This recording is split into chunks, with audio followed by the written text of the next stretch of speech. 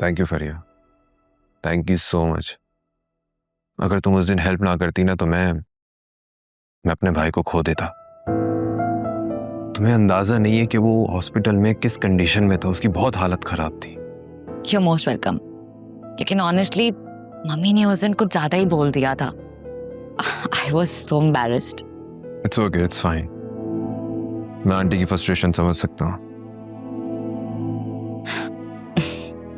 Oh God, उस दिन मम्मा ने जब तुम्हें कहा कि फरिया से तुम्हें शादी करनी पड़ेगी, तुम्हारा रिएक्शन देखने वाला था। I mean, जब भी मैं उसके बारे में सोचती हूँ मुझे इतनी हंसी आती है। But thank you so much कि तुमने आंटी को संभाला और समझाया। वरना क्या तुम मुझसे शादी करने के लिए एग्री कर जाते? फरिया, आई एम मैरिड ना, and you know it already, right? Right. I know. Mama these days, she's so unpredictable. Actually, cancer की वजह से वो काफी सेंटी सी रहती हैं। लेकिन मैंने उनको बहुत बातें सुनाई। वो इतनी शर्मिंदा सी हो गई थी वैसे तो। नहीं फरिया, देखो प्लीज, अब उन्हें मजीद बातें मत सुनाओ। वो उन्हें जो ठीक लगा उन्होंने वही कहा। It's okay, it's fine. तबीयत कैसी है उनकी? She is much better now. बस एक तो डॉक्टर के विजिट रह गए हैं, दैट्स इट। नहीं इंशाल्लाह उनका अब कैंसर उनका क्योर हो चुका होगा, तुम देखना। इंशाल्लाह, I hope so. But I am really happy for you वासे।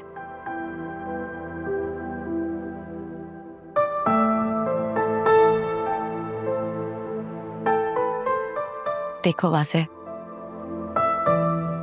मैंने रियलिटी को एक्सेप्ट कर लिया है। आई नो तुम अब किसी और के हो चुके हो,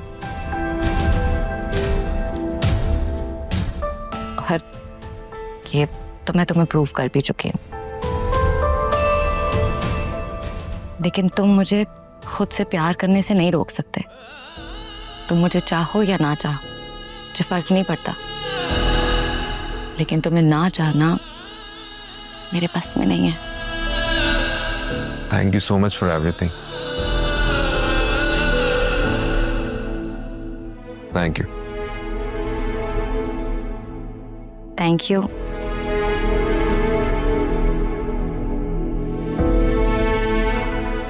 no, actually I am really sorry. उस दिन मम्मी ने इतनी बातें कर दी थी। वो भी माँ है ना, at the end of the day एक माँ अपनी औलाद के बारे में ही सोचती है, तो बस इसीलिए। डोंट वरी, मैं पर्सनली उन्हें थैंक यू करने आऊंगा। तुम्हें लगता है सिर्फ थैंक यू से बात बन जाएगी? तुम्हें पेनल्टी पड़ेगी। तुम्हें अब मामा को डिनर पे लेकर जाना है। हाँ ठीक है, नो प्रॉब्लम। तुम जब कहोगे हम तब चलेंगे।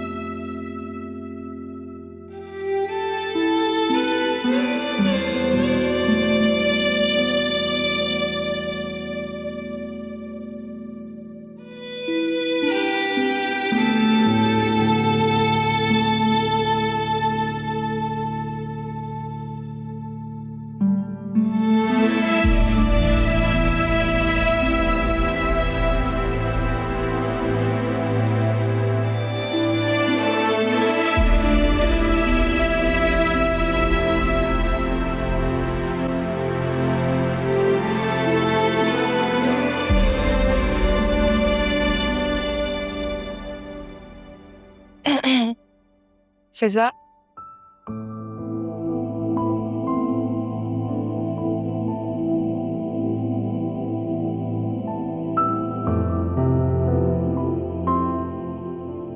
काफी महंगे गिफ्ट्स हैं।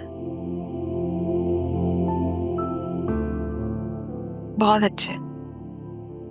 अल्लाह तुम्हें मुबारक करे। Thank you. आमीन।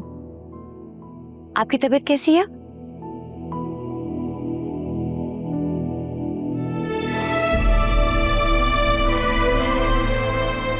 स्ट्रेस, डिप्रेशन की मेडिसिन खाती हूँ और सो जाती हूँ।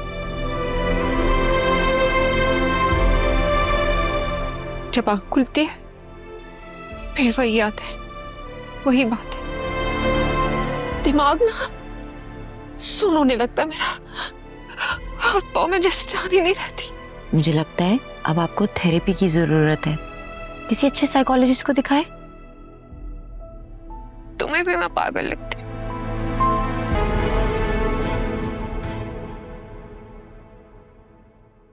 ओह my god Alia, Naushin aunty तो बड़ी चालाक निकली। मेरा ना वाकई इन लोगों के बीच में कोई गुजारा नहीं था।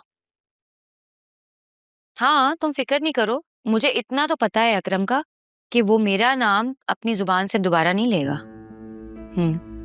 ठीक है, तुम अपना ख्याल रखना।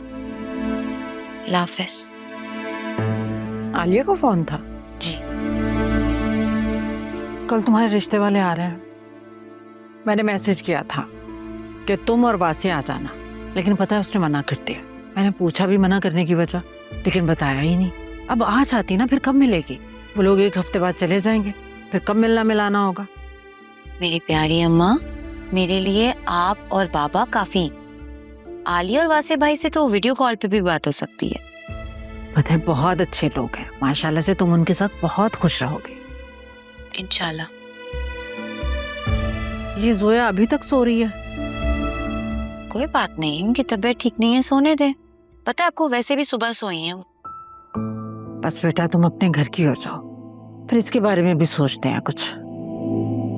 क्या मतलब, क्या सोचेंगे? अरे सारी जिंदगी उसको बिठाकर थोड़ी रखना है। बेचारी का घर तो टूट गया है और असफर को वैसी सजा हो जानी है। और तुम्हारे अब्बा कह रहे थे कि उसको खुला दिलवा देंगे। और फिर आप उनका किसी और के साथ निकाह करके उनको रवाना कर देंगी। और नहीं तो क्या, सारी जिंदगी अकेले कैसे गुजारेगी वो? आयरा, उसका क्या होगा? अरे बेटा आयरा की फिक्र मत करो, उसको हम पाल लेंगे। वाओ अम्मा, क्या प्लानिंग है आपकी। मतलब एक बार फिर से जोया बाजी से पूछे बगैर आप उनकी जिंदगी का फैसला कर देंगी। मतलब उनकी मेंटल या फिजिकल हेल्थ के बारे में आपने बिल्कुल भी नहीं सोचा। कहना क्या चाह रही हो तुम? अम्मा प्लीज, जोया बाजी को उनकी जिंदगी का फैसला आप खुद लेने दें। इंसान पर बुरा वक्त आता है और वो अपने बुरे वक्त से खुद सीखता है। उनको भी सीखने दें।